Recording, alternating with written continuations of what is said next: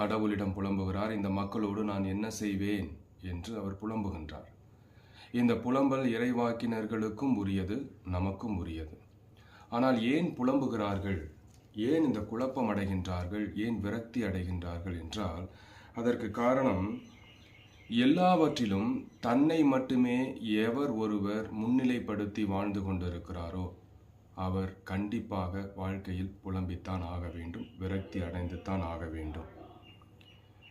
எவர் ஒருவர் தன்னை நியாயாதிபதியாக நினைத்து கொண்டிருக்கிறாரோ, தான் செய்வது அனைத்தும் சரி, தான் எப்படி வாழ்ந்தாலும் அதுதான் சரியான வாழ்க்கை என்று நினைத்து கொண்டிருக்கிறாரோ அவருக்கும் புலம்பல்களும் விரக்தியும் தான் மிஞ்சும். ஆயக்கார மனநிலை அல்ல, பரிசேய மனநிலை யார் யாருக்கெல்லாம் இருக்கிறதோ, நான் கடவுளுக்கு நெருக்கமானவன், நான் கடவுளுக்காக என் வாழ்வை அர்ப்பணித்து வந்திருக்கிறேன், கடவுளுக்காக என்னை